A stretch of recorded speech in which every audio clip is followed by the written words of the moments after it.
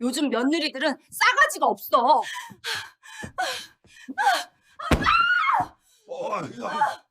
요즘에도 이런 시어머니가 있다는 게 믿어지시나요? 며느리 눈치 보며 사는 시어머니가 많다는데 아직도 이런 무서운 시어머니가 있다니. 정말 말도 안 되는 사연 가져왔습니다. 지금 시어머니 또는 친정엄마 보고 계시다면 좋아요 눌러주세요. 그날은 유난히 공기가 무거운 오후였어요. 며느리 서은주는 만삭의 몸으로 시댁 현관 앞에 서 있었어요.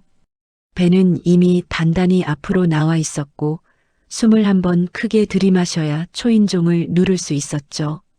손바닥에는 식은땀이 맺혀 있었고 마음 한구석에는 설명하기 어려운 불안이 가라앉아 있었어요. 그래도 서은주는 아이를 낳기 전 마지막으로 시댁 어른들께 인사를 드려야 한다는 생각에 발걸음을 옮긴 거였어요. 문이 열리자 시어머니 박정숙은 며느리를 위아래로 훑어보듯 바라봤어요. 반가움보다는 경계가 먼저 담긴 눈빛이었죠. 집안에는 이미 시누이와 시아주버니 그리고 남편까지 모두 모여 있었어요. 마치 누군가를 기다리고 있었던 것처럼 거실 분위기는 묘하게 정리돼 있었어요.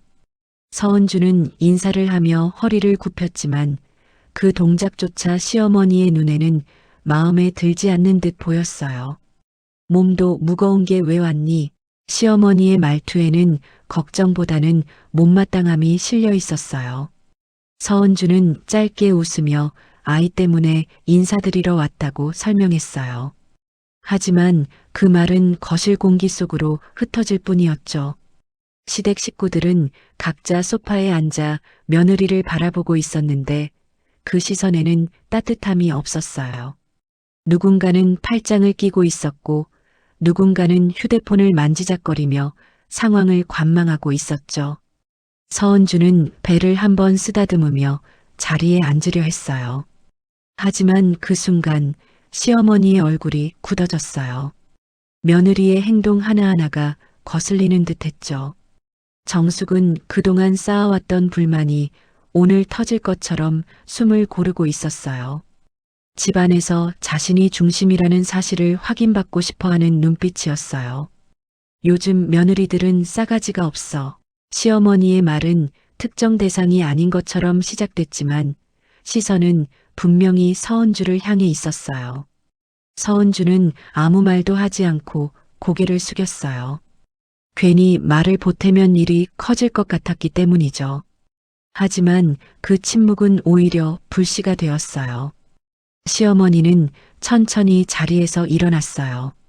그 움직임에는 묘한 결의가 담겨 있었죠. 거실 안의 시선들이 자연스럽게 그쪽으로 모였어요. 아무도 말리지 않았고 아무도 상황을 중재하려 하지 않았어요. 마치 이미 결말을 알고 있는 연극을 보는 관객처럼 모두가 지켜보고 있었죠. 순간 시어머니의 손이 며느리의 머리로 향했어요. 서은주는 반사적으로 몸을 움츠렸지만 이미 늦었어요. 머리채가 거칠게 잡아당겨졌고 두피가 찢어질 듯한 통증이 밀려왔어요. 배를 지키려 몸을 틀었지만 균형을 잃고 휘청거렸죠. 거실 한가운데에서 만삭의 며느리는 아무런 저항도 하지 못한 채 흔들리고 있었어요. 그 장면을 보며 시댁 식구들은 놀라기는커녕 묘한 표정을 지었어요. 누군가는 입꼬리를 올렸고 누군가는 고개를 끄덕였어요. 남편은 그 자리에 서 있었지만 한 발짝도 다가오지 않았어요. 그저 상황을 지켜볼 뿐이었죠. 서은주의 눈에는 그 모습이 가장 잔인하게 비쳤어요. 결국 서은주는 바닥에 주저앉았어요. 배를 감싸 안고 숨을 몰아쉬며 고통을 참아냈죠. 그때 시어머니는 며느리를 내려다보며 냉정하게 말했어요. 집안에 이런 며느리는 필요 없다는 말이었어요. 그 말은 선언처럼 울려 퍼졌어요. 그날 서은주는 시댁 문을 나서며 단 한 가지를 깨달았어요. 이곳에는 더 이상 자신과 아이를 지켜줄 사람이 없다는 사실이었죠. 그리고 이 사건은 단순한 가족 싸움으로 끝나지 않을 거라는 예감도 함께 들었어요. 서은주가 시댁 문을 나섰을 때는 이미 해가 저물어 가고 있었어요. 초겨울의 공기는 유난히 차가웠고 뱃속의 아이는 불안한 듯 천천히 움직이고 있었죠. 서은주는 한 손으로 배를 감싸 쥐고 다른 한 손으로는 벽을 짚으며 겨우 계단을 내려왔어요. 다리는 힘이 풀린 듯 떨렸고 머리채를 잡아당겨졌던 두피는 아직도 얼얼했어요. 집 앞 골목에 도착했을 때 서은주는 한동안 그대로 서 있었어요. 어디로 가야 할지, 누구에게 연락해야 할지 머릿속이 하얘졌기 때문이었죠. 친정으로 바로 가기에는 상황을 설명할 자신이 없었고 남편에게 전화를 걸 생각은 더더욱 들지 않았어요. 방금 전 거실에서 아무 말 없이 서 있던 남편의 얼굴이 계속 떠올랐기 때문이었죠. 결국 서은주는 근처 병원 응급실로 향했어요. 택시 뒷좌석에 앉자마자 참아왔던 눈물이 터져 나왔어요. 기사에게 목적지를 말하는 목소리조차 제대로 나오지 않았죠. 배를 감싸 쥔 손에는 힘이 들어갔고 혹시라도 아이에게 무슨 일이 생긴 건 아닐지 두려움이 밀려왔어요. 그 두려움은 단순한 공포가 아니라 보호받지 못했다는 깊은 절망이었어요. 병원 응급실은 밝았지만 차가웠어요. 의사와 간호사는 서은주의 상태를 빠르게 확인했고 다행히 아이는 큰 문제는 없다는 말을 들었죠. 하지만 그 말에도 서은주의 마음은 좀처럼 가라앉지 않았어요. 침대에 누워 천장을 바라보는 동안 시댁 거실의 장면이 자꾸만 떠올랐기 때문이었어요. 머리채를 잡히던 순간 웃듯 바라보던 시댁 식구들, 그리고 아무 행동도 하지 않던 남편까지요. 서은주는 그제야 깨달았어요. 그날의 폭력은 순간적인 감정 폭발이 아니었다는 사실을요. 그건 이미 오래전부터 자신을 아래로 보고 함부로 대해도 되는 존재로 여겨왔다는 증거였어요. 만약 오늘 참았다면 아이가 태어난 뒤에도 같은 일이 반복될 거라는 생각이 들었죠. 그 생각은 서은주의 등을 서늘하게 만들었어요. 잠시 후 병실에 혼자 남겨졌을 때 서은주는 휴대폰을 꺼냈어요. 수많은 연락처 중에서 한 이름이 눈에 들어왔죠. 쉽게 누르지 못했던 번호였어요. 어릴 적부터 늘 강하고 엄격했던 아버지의 번호였어요. 서은주는 한참 동안 화면을 바라보다가 결국 통화 버튼을 눌렀어요. 전화 연결음이 길게 느껴졌어요. 그리고 익숙한 목소리가 들려왔죠. 은주야, 무슨 일이냐? 그 한마디에 서은주는 더 이상 참을 수 없었어요. 지금까지 꾹 눌러왔던 감정이 한꺼번에 터져 나왔죠. 서은주는 울음을 삼키며 오늘 있었던 일을 차분히 설명하려 애썼어요. 감정적인 표현보다는 사실 위주로 말하려고 노력했어요. 머리채를 잡힌 일, 만삭 상태였다는 점, 그리고 아무도 말리지 않았다는 사실까지요. 아버지는 한동안 아무 말도 하지 않았어요. 그 침묵은 화를 억누르고 있다는 신호였어요. 서은주는 어릴 때부터 그 침묵이 어떤 의미인지 알고 있었죠. 단순한 분노가 아니라 상황을 정확히 판단하고 있다는 뜻이었어요. 지금 어디냐? 아버지의 목소리는 낮고 단단했어요.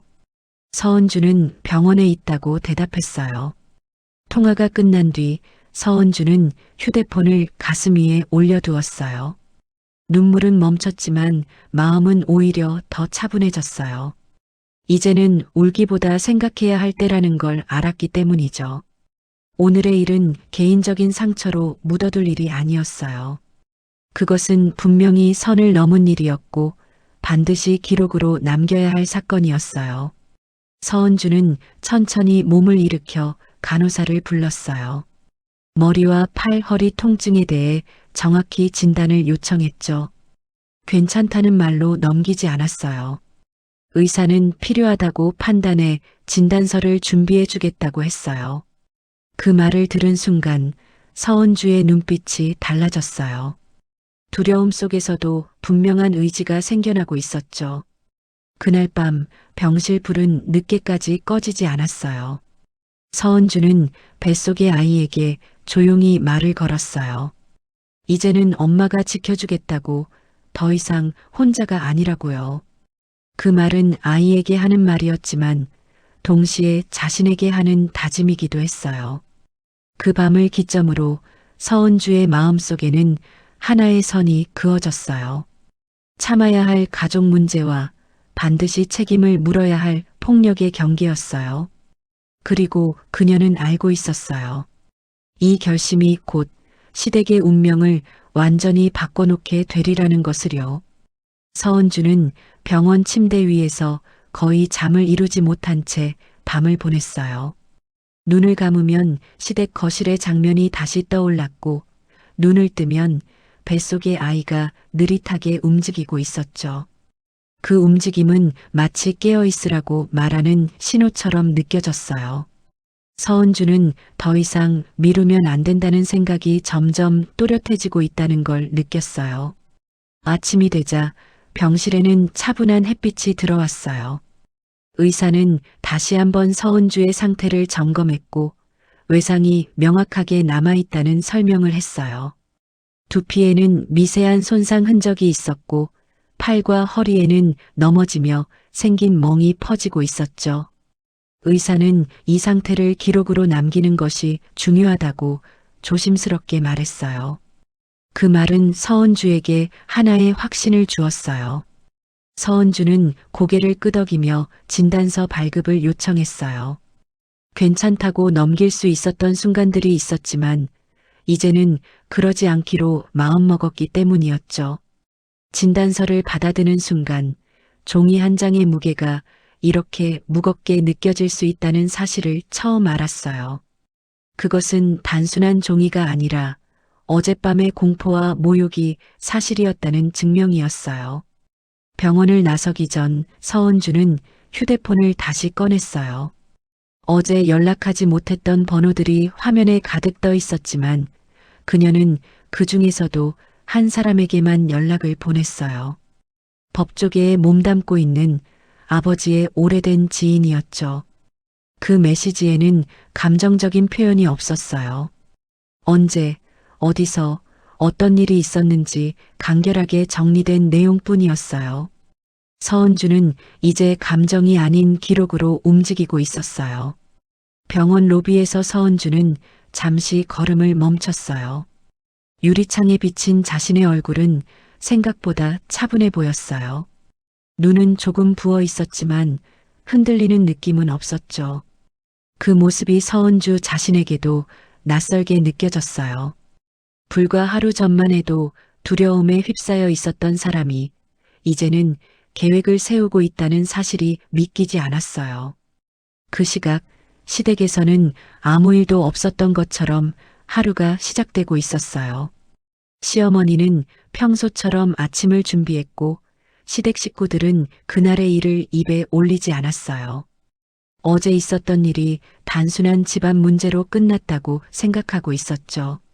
며느리가 조용히 사라졌으니 이 일도 곧 잊힐 거라 여겼어요. 그 안일함이 얼마나 큰 착각인지 아무도 눈치채지 못하고 있었어요. 서은주는 집으로 돌아오지 않았어요. 대신 필요한 서류를 하나씩 정리하기 시작했죠. 혼인관계 증명서, 가족관계 증명서, 그리고 그동안 자신이 시댁에서 겪었던 일들을 날짜별로 정리한 메모까지요. 기억이 흐려지기 전에 모든 것을 기록으로 남기기 위해서였어요. 그녀의 손놀림은 빠르지 않았지만 한 줄 한 줄 정확했어요. 오후가 되자 아버지에게서 다시 연락이 왔어요. 아버지는 짧게 상황을 물었고 서은주는 이미 준비해둔 내용을 차분히 설명했어요. 아버지는 딸의 목소리가 이전과 다르다는 걸 느꼈어요. 울음이 섞이지 않은 판단이 선 목소리였죠. 그 순간 아버지는 이 일이 단순한 가족 갈등이 아니라는 걸 분명히 인식했어요. 이제부터는 내가 혼자 감당할 일이 아니다. 아버지의 말은 단호했어요. 서은주는 그 말을 듣고도 고개를 끄덕일 뿐이었어요. 이미 마음속에서는 그 말을 받아들일 준비가 되어 있었기 때문이었죠. 그날 저녁 서은주는 노트 한 권을 꺼냈어요. 그 안에는 앞으로 해야 할 일들이 차분하게 적히기 시작했어요. 진단서 제출, 당시 상황을 증명할 수 있는 정황 정리, 그리고 시댁 구조와 당시 동선까지요. 머리채를 잡혔던 위치, 넘어졌던 지점, 그때 주변에 있던 사람들까지 빠짐없이 적었어요. 기억은 시간이 지나면 흐려지지만 기록은 남는다는 걸 서은주는 알고 있었어요. 뱃속의 아이가 다시 움직였어요. 서은주는 그 신호에 잠시 손을 멈추고 배를 쓰다듬었어요. 그리고 조용히 숨을 고르며 생각했어요. 이 아이가 태어날 세상만큼은 폭력이 아무 일도 아닌 것처럼 넘어가지 않는 곳이어야 한다고요. 그 생각은 서은주의 마음을 더 단단하게 만들었어요. 그날 밤 서은주는 처음으로 깊은 잠에 들었어요. 불안이 사라진 건 아니었지만 방향을 찾았다는 안도감이 있었기 때문이었죠. 그녀는 알고 있었어요. 이미 진실은 조용히 움직이기 시작했고 이제는 멈출 수 없다는 사실을요. 그리고 시댁이 그 사실을 깨닫게 되는 날은 생각보다 훨씬 가까워지고 있었어요. 서은주가 노트를 덮었을 무렵 집안은 조용했어요. 창밖에서는 간간이 자동차 소리만 들려왔고 집안에는 시계 초침 소리만 또렷하게 울리고 있었죠. 그 고요함 속에서 서은주는 자신이 이미 되돌아올 수 없는 선을 넘었다는 걸 느끼고 있었어요. 하지만 그 감정에는 후회보다 차분한 각오가 더 짙게 깔려 있었어요. 그날 아침 아버지는 아주 이른 시간부터 움직이고 있었어요. 경찰청장이라는 직함이 붙은 이후로 그의 하루는 늘 철저하게 관리되어 왔지만 이날만큼은 개인적인 판단이 먼저였죠. 그는 책상 위에 놓인 자료를 천천히 넘겨보며 딸에게서 들은 내용과 전달받은 기록들을 다시 정리하고 있었어요. 감정이 개입되지 않도록 하나하나 사실만을 분리해 보고 있었죠. 아버지는 누구보다도 잘 알고 있었어요. 이 사안이 자신의 지위 때문에 왜곡되어서는 안 된다는 사실을요. 그래서 더더욱 절차를 중시했고 더 냉정해지려 애썼어요. 그는 직접 나서지 않고 정해진 통로를 통해 사건이 흘러가도록 설계하기 시작했어요. 그 과정은 빠르지만 조용했어요. 오전이 되자 몇 통의 전화가 오갔어요. 각각의 통화는 길지 않았고 불필요한 설명도 없었죠. 다만 사건의 성격과 긴급성, 그리고 피해자의 상태에 대해서만 정확히 전달되었어요. 전화를 받은 사람들은 모두 한 번쯤 숨을 고를 수밖에 없었어요. 단순한 가정폭력이 아니라 만삭 상태의 임산부에 대한 집단적 폭력과 방관이라는 점이 분명했기 때문이죠. 그 시각 서은주는 집에서 조용히 기다리고 있었어요. 누군가를 재촉하지도 않았고 상황을 확인하려 들지도 않았어요. 이미 움직임이 시작됐다는 걸 알고 있었기 때문이죠. 대신 뱃속의 아이를 살피며 몸을 안정시키는데 집중했어요. 그녀의 얼굴에는 초조함보다 담담함이 더 많이 남아 있었어요. 정오 무렵 아버지에게서 짧은 연락이 왔어요. 절차대로 간다. 그 한마디였어요. 서은주는 그 말이 의미하는 바를 정확히 이해했어요. 감정에 기대지 않고 권력을 휘두르지도 않으며 다만 법과 기록으로만 움직이겠다는 뜻이었죠. 그 말은 오히려 서은주를 안심하게 만들었어요. 같은 시간 시댁에서는 전혀 다른 분위기가 흐르고 있었어요. 시어머니는 전날 있었던 일을 이미 마음속에서 정리해둔 상태였어요. 며느리는 예민했고 임신을 핑계로 과민 반응을 보였을 뿐이라고 스스로를 납득시키고 있었죠. 시댁 식구들 역시 그 설명에 고개를 끄덕이며 이 일은 곧 지나갈 일이라고 여겼어요.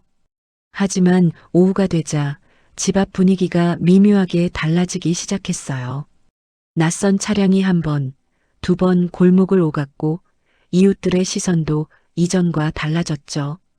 시어머니는 그제야 이유 없는 불안감을 느끼기 시작했어요.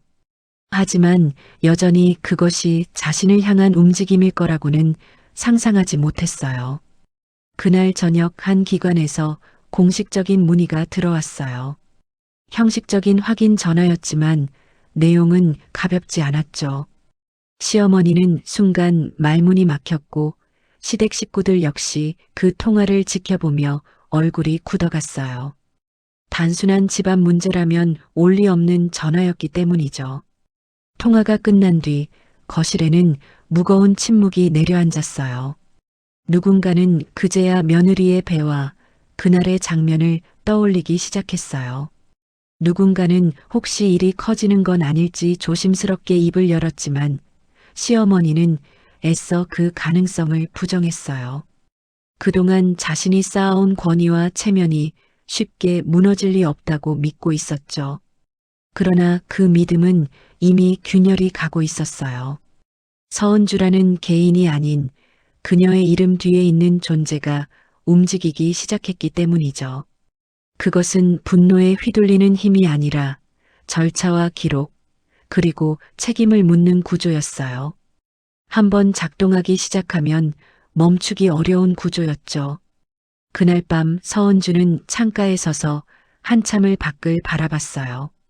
불빛이 하나둘 꺼지는 골목을 보며 자신도 모르게 깊은 숨을 내쉬었어요.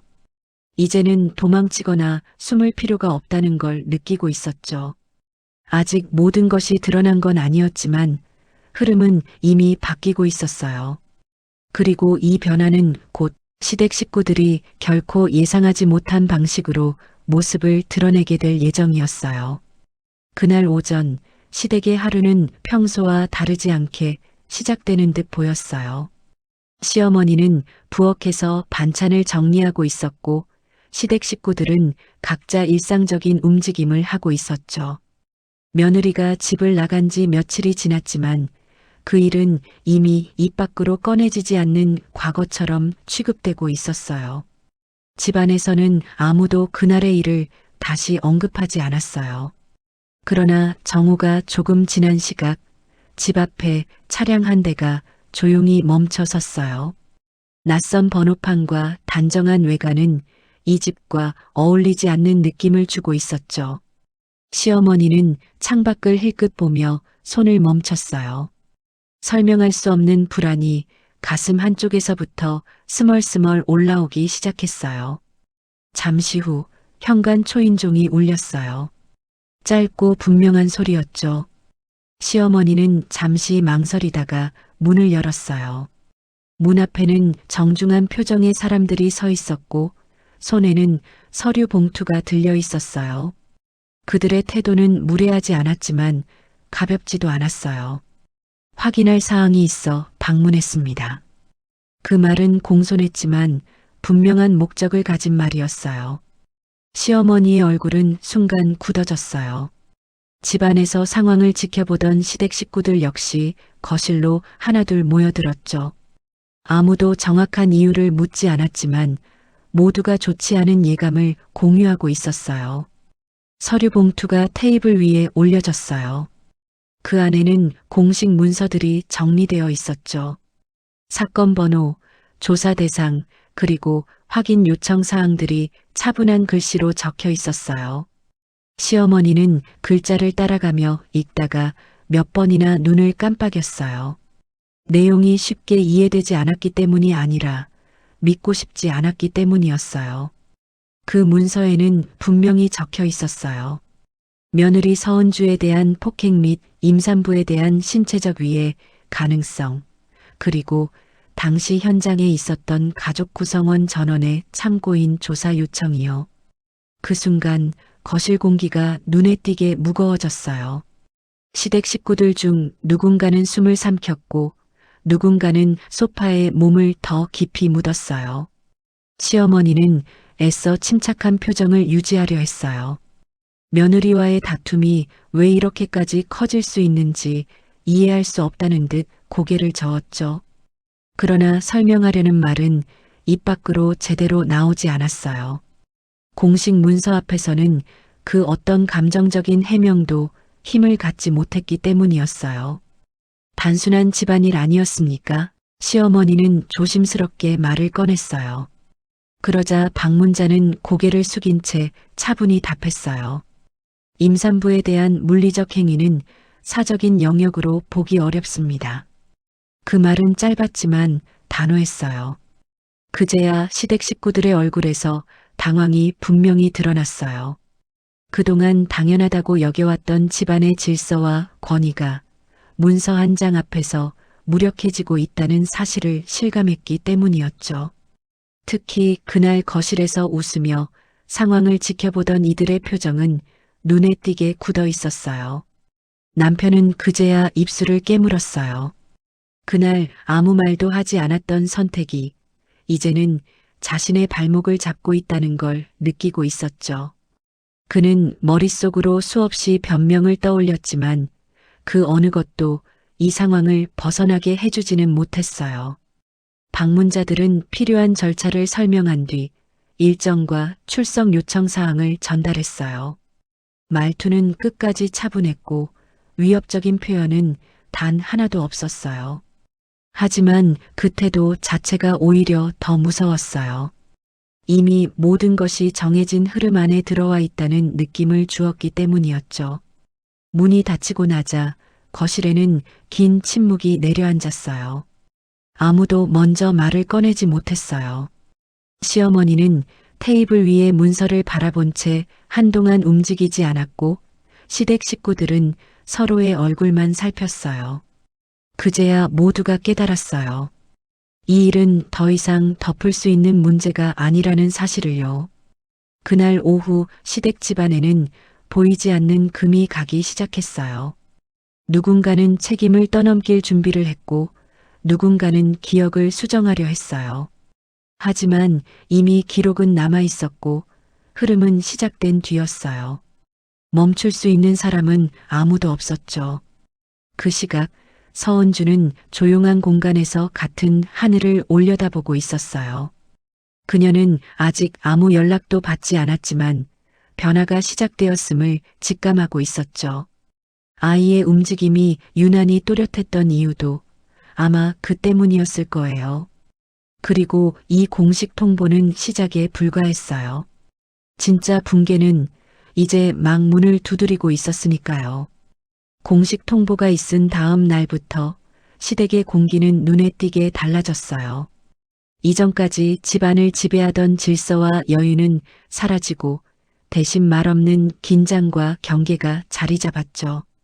시어머니는 아침부터 아무 말 없이 부엌을 오갔고 그 모습은 평소보다 훨씬 날카로워 보였어요. 냄비 뚜껑을 여닫는 소리조차 괜히 크게 울렸어요. 시댁 식구들은 더 이상 한자리에 오래 머물지 않았어요. 거실에 둘 이상이 모이면 자연스럽게 침묵이 흘렀고 그 침묵 속에는 각자의 계산이 담겨 있었죠. 누가 어느 말을 했는지, 누가 웃었는지, 누가 말리지 않았는지에 대한 기억들이 저마다 다른 방향으로 정리되고 있었어요. 같은 장면을 보고도 모두가 다른 이야기를 떠올리고 있었죠. 먼저 입을 연 사람은 신우이였어요. 그녀는 조심스럽게 말문을 열며 그날의 상황이 과장된 것 같다는 식으로 이야기를 꺼냈어요. 며느리가 예민했고 상황이 우발적이었다는 식의 말이었죠. 하지만 그 말은 곧바로 시아주버니의 반응을 불러왔어요. 그는 그날 거실 분위기가 평소와 달랐다는 점을 강조하며 자신은 말릴 틈조차 없었다고 주장했어요. 시어머니는 그 대화를 듣고만 있다가 갑자기 목소리를 높였어요. 자신은 훈육의 차원에서 행동했을 뿐이라는 말이었죠. 며느리가 먼저 무례했고 집안 어른을 무시했다는 설명도 덧붙였어요. 하지만 그 말에는 이전처럼 힘이 실리지 않았어요. 말이 끝날 때마다 모두의 시선은 자연스럽게 테이블 위에 놓인 문서로 향했기 때문이었죠. 남편은 그제야 자신의 자리를 의식하기 시작했어요. 그날 아무 말도 하지 않고 서 있었던 자신의 모습이 문서 속에서 어떤 의미로 기록될지 떠올랐기 때문이었죠. 그는 자신이 폭행에 가담하지 않았다는 점을 강조하며 상황이 너무 갑작스러웠다고 말했어요. 하지만 그 설명은 오히려 더 큰 불안을 낳았어요. 아무것도 하지 않았다는 사실 자체가 책임이 될 수 있다는 걸 모두가 어렴풋이 느끼고 있었기 때문이었죠. 시간이 지날수록 대화의 방향은 바뀌기 시작했어요. 누가 잘못했는지를 따지는 대신 누가 더 책임을 져야 하는지로 옮겨갔죠.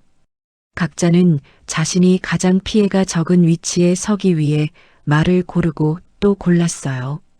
그 과정에서 며느리를 향한 연대는 완전히 사라졌고 대신 서로를 향한 불신만이 짙어졌어요. 며칠 뒤 조사 일정이 하나둘 구체화되었어요.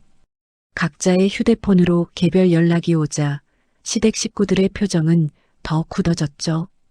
같은 날 같은 장소에 있었던 사람들이 서로 다른 시간대에 불려간다는 사실은 이미 누군가가 말을 하기 시작했다는 신호처럼 느껴졌어요. 그 순간부터 집안에서는 말수가 눈에 띄게 줄었어요. 시어머니는 밤마다 잠을 설쳤어요. 머릿속에서는 그날의 장면이 계속해서 재생되고 있었죠. 하지만 기억은 점점 자신에게 유리한 방향으로 바뀌고 있었어요. 머리채를 잡았던 손의 힘은 약해졌고 며느리가 먼저 소리를 질렀다는 설정이 덧붙여졌어요. 기억은 사실보다 감정을 따라 움직이고 있었죠. 반면 시댁 식구들은 각자 자신만의 대비를 하고 있었어요. 누군가는 통화 기록을 정리했고 누군가는 그날의 일정을 다시 적어 내려갔어요. 그 과정에서 서로의 말이 조금씩 어긋나고 있다는 사실을 알아차리기 시작했죠. 같은 이야기를 반복해 맞추기에는 이미 너무 많은 말들이 오간 뒤였어요. 그 즈음 남편은 처음으로 서은주에게 연락을 시도했어요. 전화는 연결되지 않았고 메시지에도 답은 없었죠. 그는 그제야 자신이 완전히 배제된 위치에 서 있다는 걸 실감했어요.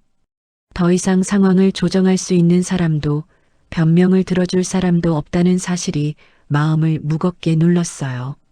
시댁의 저녁은 점점 조용해졌어요. 식탁에 둘러앉아도 젓가락 소리만 들릴 뿐 대화는 없었죠. 서로를 바라보는 눈빛에는 예전의 가족의 대신 경계와 계산이 담겨 있었어요. 집은 그대로였지만 가족이라는 틀은 이미 금이 간 상태였어요. 이 모든 변화는 겉으로 보기엔 사소해 보였어요. 하지만 그것은 분명한 전조였죠. 책임을 피하려는 순간부터 관계는 무너지기 시작한다는 사실을 이 집안은 이제야 몸으로 배우고 있었어요. 그리고 그 균열의 끝에는 누구도 예상하지 못한 방식의 진실 공개가 기다리고 있었어요. 조사 당일 아침 시댁 식구들은 서로 다른 시간에 집을 나섰어요. 누가 먼저랄 것도 없이 각자 말을 아꼈고 현관을 나설 때조차 눈을 마주치지 않았죠. 같은 장소로 향하고 있다는 사실이 오히려 더 불편하게 느껴졌기 때문이에요. 그날의 공기는 유난히 무거웠고 누구도 평소처럼 숨을 쉬고 있지 못했어요. 시어머니 박정숙은 대기실 의자에 앉아 손을 모으고 있었어요. 겉으로는 침착해 보이려 애썼지만 손끝은 미세하게 떨리고 있었죠. 벽에 걸린 시계 초침 소리가 지나치게 크게 들렸고 그 소리는 마치 시간을 쪼개는 칼날처럼 느껴졌어요.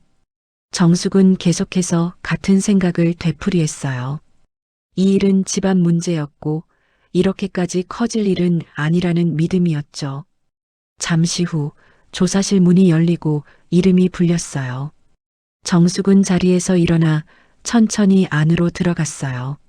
조사관의 표정은 감정을 드러내지 않았고 책상 위에는 이미 여러 장의 서류가 정리되어 있었어요. 정숙은 그 서류를 보는 순간 이 자리가 단순한 형식이 아니라는 걸 직감했어요.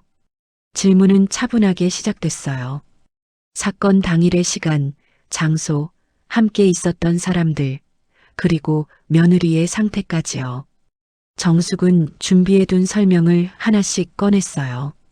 훈육의 차원이었다는 말, 우발적이었다는 말, 그리고 아기는 없었다는 말이었죠. 조사관은 고개를 끄덕이며 메모를 했지만 반응은 담담했어요. 그러다 조사관은 한 장의 서류를 정숙 쪽으로 밀어놓았어요. 그 서류에는 진단서 사본과 함께 사건 기록 요약이 적혀 있었죠. 만삭 상태, 두피 손상, 넘어짐으로 인한 외상, 그리고 당시 현장에 있던 가족 구성원 전원의 진술 불일치까지요. 정숙은 문장을 따라가다 몇 차례 숨을 고를 수밖에 없었어요. 그때 조사관이 조용히 말을 이었어요. 피해자 보호 조치와 관련해 보호자 확인이 필요합니다. 정숙은 무심코 고개를 들었어요. 그 말이 무엇을 의미하는지 아직은 정확히 이해하지 못한 표정이었죠. 조사관은 서류 한 장을 더 꺼냈어요. 거기에는 며느리 서은주의 인적 사항과 함께 보호자 이름이 명확히 적혀 있었어요. 그 이름을 보는 순간 정숙의 얼굴에서 혈색이 빠져나갔어요. 수십 년간 뉴스에서 공식 행사에서 늘 단정한 얼굴로 보아왔던 이름이었기 때문이에요. 경찰청장. 서은주의 아버지의 직함이 그 자리에 분명히 적혀 있었어요. 정숙은 순간 아무 말도 하지 못했어요. 귀에서 웅웅거리는 소리가 들렸고 조사실의 공기가 갑자기 좁아진 느낌이었죠. 지금까지 이 일이 왜 이렇게 빠르고 조용하면서도 정확하게 진행되고 있었는지 그제야 모든 조각이 맞춰지고 있었어요.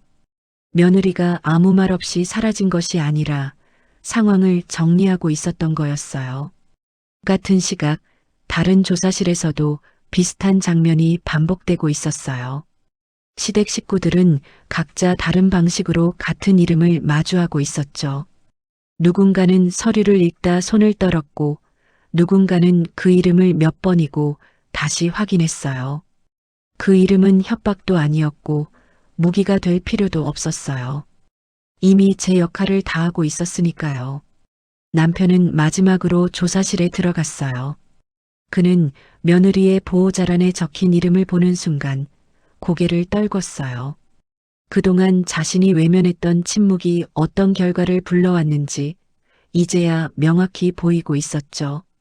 그는 아무 말도 하지 못한 채 준비해왔던 진술서를 조용히 내려놓았어요. 조사는 차분하게 마무리되었어요. 누구에게도 고성이 오가지 않았고 감정적인 언쟁도 없었죠. 하지만 그날의 확인은 결정적이었어요.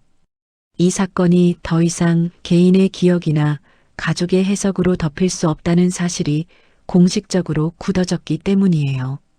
시어머니는 조사실을 나서며 처음으로 실감했어요.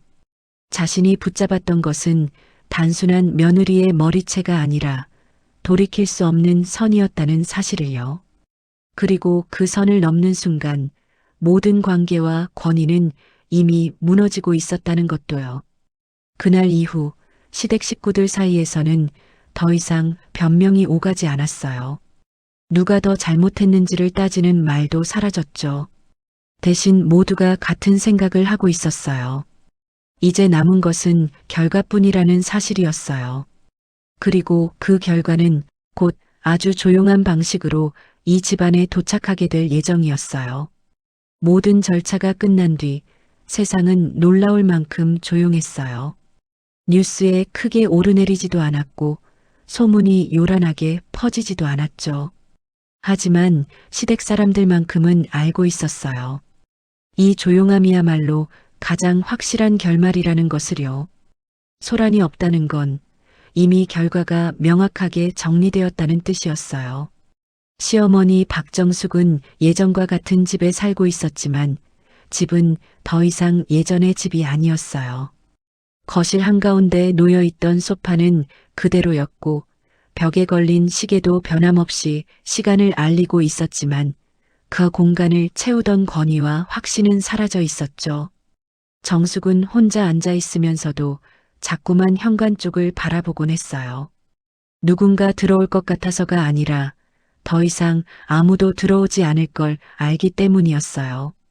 시댁 식구들은 각자의 방식으로 흩어졌어요. 누군가는 연락을 끊었고 누군가는 변명을 멈췄어요. 가족이라는 이름으로 묶여있던 관계는 책임이 등장하자 가장 먼저 무너졌죠. 함께 웃던 시간보다 서로를 외면하는 시간이 더 길어졌어요. 그 누구도 그날의 일을 다시 입에 올리지 않았어요. 말하는 순간 다시 책임이 따라올까 두려웠기 때문이었죠. 남편은 결국 서은주에게 한 통의 메시지를 남겼어요. 길지 않은 문장이었고 변명도 없었어요. 미안하다라는 말과 함께 더 이상 자신이 할 수 있는 말이 없다는 고백이 전부였죠. 서은주는 그 메시지를 읽고 한참 동안 화면을 바라보다가 조용히 휴대폰을 내려놓았어요. 답장은 하지 않았어요.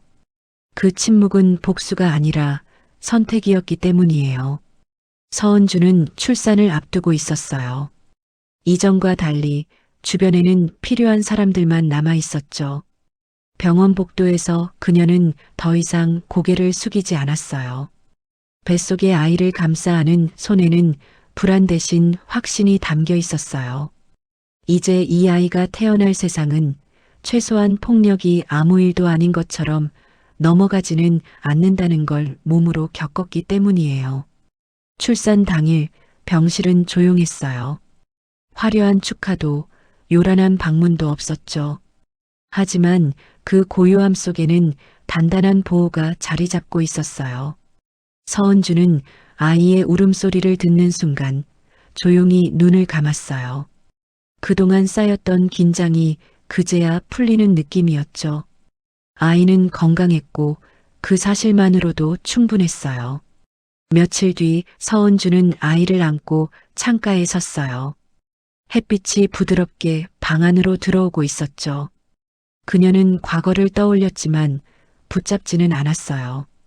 기억은 남아 있었지만 그것이 삶의 중심이 되도록 두지는 않았어요. 자신이 선택한 것은 싸움이 아니라 책임이었고 증명이었고 경계였어요. 시댁 쪽에서는 더 이상의 연락이 오지 않았어요. 공식적인 절차는 모두 마무리되었고 남은 건 각자의 몫이었죠. 시어머니는 이전처럼 누군가를 꾸짖지 못했고 누군가의 삶을 함부로 흔들 수 없게 되었어요. 그 변화는 법적인 처벌보다도 더 깊게 남아 있었어요. 다시는 예전으로 돌아갈 수 없다는 사실이었죠. 서은주는 아이에게 조용히 말을 건넸어요. 이제 괜찮다고, 엄마는 도망치지 않았다고요. 그 말은 아이에게 하는 약속이자 스스로에게 하는 확인이었어요. 폭력 앞에서 침묵하지 않았다는 사실, 그리고 그 선택이 누군가를 무너뜨리기 위한 것이 아니라 자신과 아이를 지키기 위한 것이었다는 점이 분명해졌어요. 이 이야기는 누군가의 몰락으로 끝나지 않았어요. 대신 경계를 넘으면 반드시 책임이 따른다는 사실을 남겼죠. 가장 큰 변화는 소리 없이 찾아왔고 가장 강한 승리는 조용히 완성되었어요. 서은주는 다시 일상을 살아가기 시작했어요. 더 이상 시댁의 눈치를 보지 않았고 설명하지도 않았어요. 그녀의 삶은 이전보다 단순해졌고 그래서 더 단단해졌죠. 아이와 함께하는 하루하루는 평범했지만 그 평범함이야말로 가장 값진 결과였어요. 그리고 그날 이후 누군가의 머리채를 잡는 손은 더 이상 권력이 될 수 없다는 사실만은 분명히 세상에 남아 있었어요. 가족이라는 이름으로 넘어서는 안 될 선이 있습니다. 그 선을 넘었을 때 침묵한 사람들까지 모두 책임을 지게 된다는 사실을 이 이야기는 보여줍니다. 여러분은 오늘 어떤 장면이 가장 마음에 남으셨나요? 인생의 가장 깊은 이야기, 다음 사연에서도 함께 할 수 있도록 구독, 좋아요 부탁드려요.